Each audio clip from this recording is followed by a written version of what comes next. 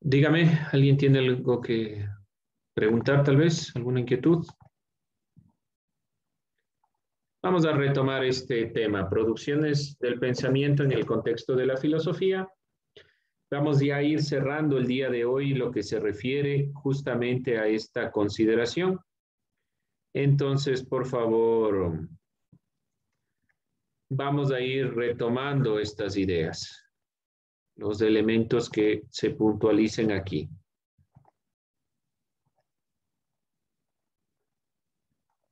Nosotros iniciamos el análisis clases anteriores revisando al filósofo Platón. Estuvimos nosotros un poco entendiendo el mundo de las ideas, el mundo de lo sensible, tratando de comprender justamente el pensamiento de estos dos, de este autor y de los autores anteriores. Platón es uno de los grandes filósofos que ha venido desarrollando su perspectiva para entender el conocimiento del ser humano, cómo analiza la realidad, cómo mira el mundo y sobre todo cómo pensamos. Estuvimos viendo específicamente el ejemplo del mito de la caverna. En el mito de la caverna nosotros nos planteábamos algunos elementos importantes, pero sobre todo nos planteamos la perspectiva de este mundo de las ideas con el mundo de lo sensible a través de un ejemplo, a través de los símbolos, como lo pone Platón. Lo sensible era propiamente lo que proyectaba la luz, las sombras que se proyectaban en la caverna a través de la luz que proyectaba esta antorcha, y la gente que estaba ahí, estos esclavos, creían que la realidad era esa. Cuando una persona logra salir, se da cuenta que el mundo es mucho más grande que el que nosotros nos hemos planteado. Vamos a revisar algunas de las escuelas de pensamiento más relevantes de la Grecia antigua. Una de las primeras escuelas es la escuela de pensamiento, la escuela jónica, donde ya hemos visto a un representante relevante que es Tales de Mileto. Tales de Mileto, ¿cuál era su preocupación? ¿Cuál era la preocupación para Tales? ¿De qué se preocupaba?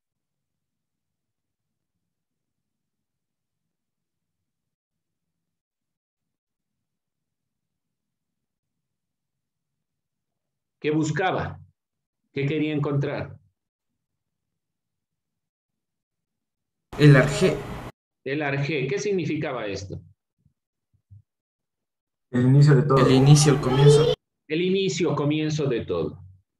Y para él el arjé era el agua, el agua. Él creía que del agua provenían todos los elementos fundamentales. Esta escuela de pensamiento no es solo Tales de Mileto. Una escuela de pensamiento agrupa una serie de filósofos pensadores que están obviamente ligados a estos que nosotros llamamos filósofos presocráticos. Con base en la filosofía naturalista, se destacó por trabajar la matemática como un sistema deductivo y se orientó a la tarea de matematizar los fenómenos de la naturaleza. Un pensamiento deductivo, razonamiento deductivo, es lo que ustedes pueden leer aquí a la derecha, que va de lo general hacia lo particular. Y ellos creían que la matemática podía o debía ser una consideración deductiva. Y propiamente debía matematizarse los fenómenos de la naturaleza, es decir, llegar a explicaciones de la naturaleza a través de la matemática. Estos primeros pensadores de la escuela jónica trataron de entender la naturaleza, trataron de entender el mundo. De estos elementos ya hemos visto. Vamos con otra escuela, la escuela de los pitagóricos, o escuela pitagórica. Para Pitágoras, el inicio de todo, o arjé, era el número. Esta escuela partía de postulados de que los números son el principio de todas las cosas. Esto ya lo sabíamos. Pero esta escuela funcionaba como una secta filosófica que relacionaba la religión y la ciencia. Este elemento es importante a tomar en consideración. En la parte inferior derecha ustedes pueden ver la imagen. Ellos son los pitagóricos celebrando la salida del sol. Tienen una consideración mística que está ligado a la ciencia.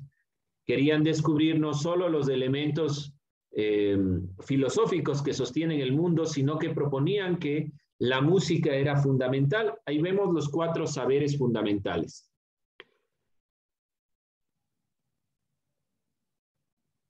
Estas disciplinas fueron tan importantes que se sostuvieron hasta la Edad Media.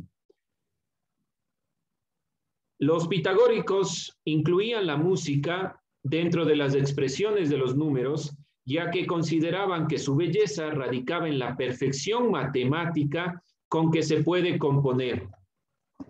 Por lo tanto, para los pitagóricos era fundamental la música que tenía elementos matemáticos y se podría entender así todo el universo desde el ámbito de la matemática, pero ya llega a una abstracción, ya no es algo propiamente concreto.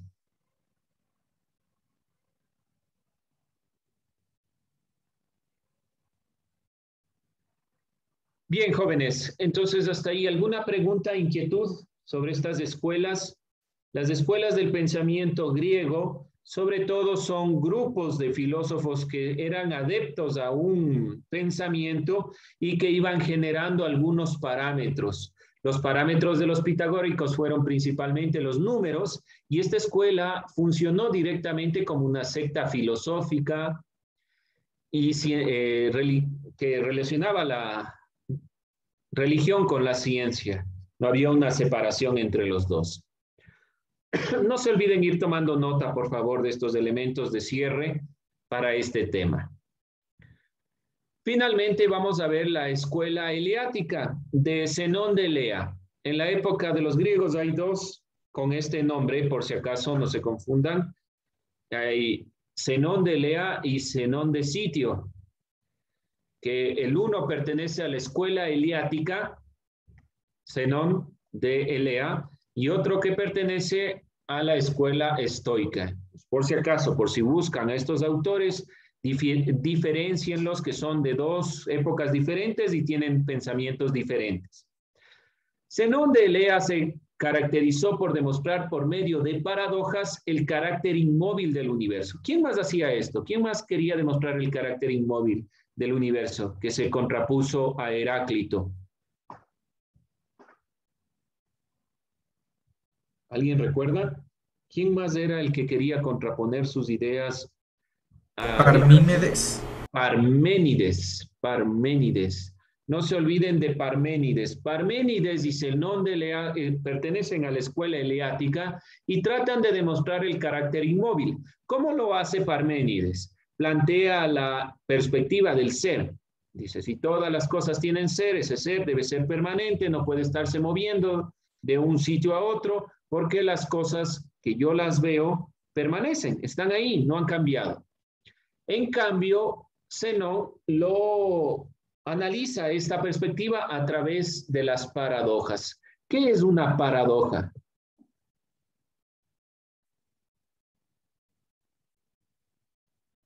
¿Qué es una paradoja? ¿Alguien sabe una paradoja? ¿Qué es?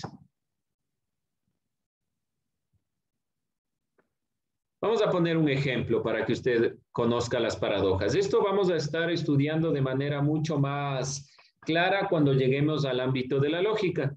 Pero por ahora es importante saber, y retomaremos las ideas de Zenón. ¿Cuál es la conclusión de la paradoja? Esta escuela lo que llega a la conclusión es la misma conclusión a la que llega Platón, por otro medio. Pero esta escuela llega a la conclusión que por medio de los sentidos se dan contradicciones, paradojas. Por lo tanto, los sentidos no son una vía correcta. Lo que vemos en la imagen es la paradoja de Einstein sobre el tiempo.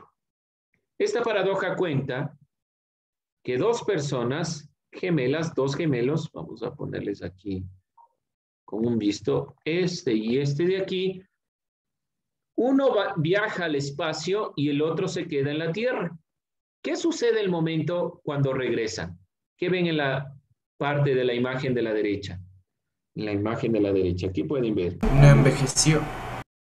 El que se quedó en la Tierra envejeció y el que fue al espacio sigue de la misma edad que al comienzo. ¿Por qué pasa esto?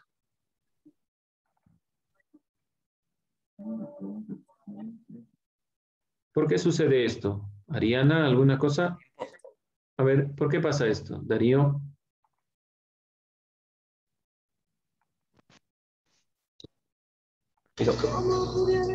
Maverick, Porque en el espacio las horas pasan más rápido. que en el espacio pasan las horas más rápido, más lento de ser, porque el que fue al espacio tiene la misma edad. El que se quedó en la Tierra es el que Más está lento. viejo. Digo, más lento, ese sí, más lento. Pongámoslo de alguna manera, ya puede ser. En realidad, si esta persona viaja a la velocidad de la luz, se va permaneciendo en el tiempo en la misma apariencia de la edad que tenía cuando se fue. Lo que está demostrando Einstein es que el tiempo es relativo. Bueno, esto solo como ejemplo. ¿Dónde está la paradoja? ¿Qué sería lo correcto? Que si ha pasado 10 años, las dos personas hayan envejecido. ¿Sí? ¿Qué es entonces una paradoja? Si yo digo este es el ejemplo de una paradoja, ¿qué es entonces una paradoja? ¿Cómo podríamos definirla? Una situación que no tiene sentido. Una situación que aparentemente no tiene sentido, muy bien, una situación que aparentemente no tiene sentido, pero que nos explica algo. Las paradojas son formas de explicar que parecen contradictorias. Vamos a ver déjenme encontrar la paradoja. Esta es una paradoja de Einstein, vamos a ver la paradoja de Zenón para que ustedes vean cómo se entienden propiamente las paradojas. ¿Alguien alguna pregunta, alguna inquietud? Está claro, es una forma de explicar. Zenón trató de explicar que no se está cambiando nada, que en realidad no cambian las cosas, que todo lo que vemos en realidad son paradojas. Y que en la realidad el universo es inmóvil, no se mueve, permanece. Y de fondo se está dando esta explicación para entender un poco la realidad. Estas paradojas se utilizaron con otro sentido después. ¿Cómo la utilizó Einstein? Einstein utilizó la paradoja para principalmente que ustedes comprendan cómo se da esta relación entre el tiempo y que no depende del movimiento de la Tierra, que no depende de algunos factores, sino que principalmente puede ser considerado desde otra manera. Por esta razón se han generado las paradojas. Si que les queda duda, inquietud, por favor, pregunte. Vamos a ir viendo. Como les digo, este tema va a estar mayormente abordado cuando entremos al ámbito de la lógica, pero sí es importante que ustedes tengan una noción de estos temas. Cuando entremos a la argumentación, la construcción del pensamiento, que son ideas fundamentales para entender la filosofía. Bien, jóvenes, esas son algunas de las escuelas. Existen más escuelas de pensamiento que nos permiten dar cuenta de cómo realmente los griegos analizaban la realidad en cuanto a la aplicación, sobre todo de la matemática en este caso, para entender el mundo. Cómo podemos desde la matemática entender la realidad, cómo la abstracción, sacar las ideas de lo que vemos en la realidad, en el contexto, en el mundo, nos permiten tener ideas comunes para entender este propio mundo. Entonces vamos nosotros entendiendo algunas de las ideas importantes, las ideas más relevantes en cuanto a esta perspectiva. No se olviden, voy a poner una definición de diccionario de lo que es una paradoja para que usted tenga en cuenta. No se desvíe.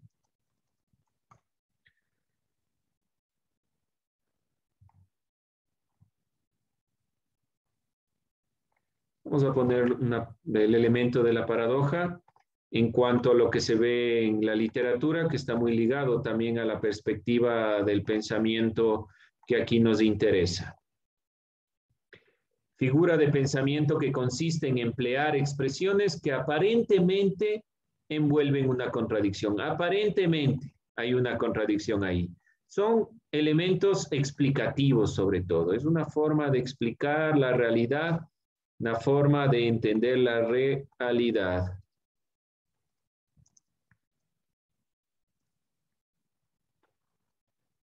Nosotros ahí estamos terminando esta primera parte de entender cómo se ha venido dando la perspectiva del pensamiento en los griegos, quienes fueron los que iniciaron la filosofía, comenzaron a analizar la realidad, no se conformaron con el pensamiento mítico, no se conformaron con las explicaciones religiosas, no les bastó realmente este tipo de explicaciones para comprender la realidad, por lo que ven necesario los filósofos generar un análisis desde la racionalidad. Y este análisis ha venido plasmándose de diferentes formas. Los filósofos más relevantes siempre han sido los filósofos clásicos, pero hay muchos más, como podemos ver aquí en Zenón, podemos ver en Pitágoras, en Parménides, que han presentado algunas explicaciones de la realidad. Voy a poner aquí, para cerrar esto de las paradojas, una imagen de un grabado para que usted entienda también gráficamente a qué se refiere esta consideración de la paradoja.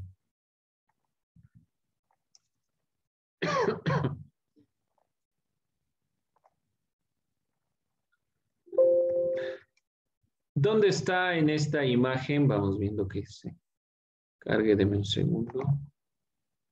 La paradoja en el gráfico.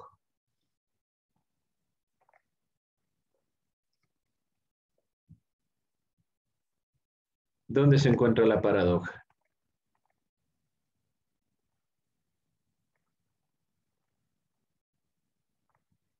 ¿Dónde ve ahí la paradoja en la imagen de las manos? Para que entienda la definición. Lo infinito. ¿Perdón, Dylan? Lo infinito. O sea, uno está No, ya dibujando hablamos lo de este otro. símbolo. Y esa... Ya hablamos de este símbolo. Le voy a quitar un momento para que no se me confunda. En esta imagen, ¿dónde ve la paradoja? Dice figura de pensamiento que consiste en expresar o generar expresiones que aparentemente envuelven una contradicción. ¿Dónde está la contradicción? Ahí.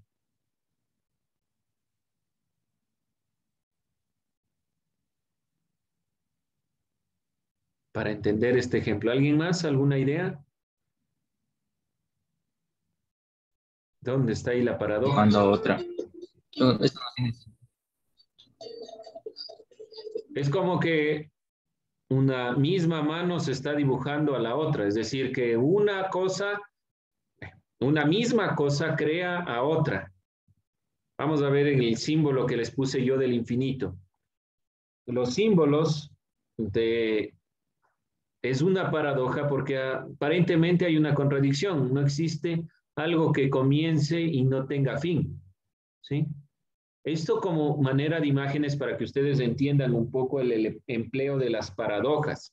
Cómo las paradojas le permitió a Zenón explicar que las cosas que los sentidos nos muestran pueden engañarnos. Aquí no es posible lo que se está presentando. Aun cuando exista tal vez el concepto del infinito, tal vez no sea posible esto. Tenga un principio y un fin.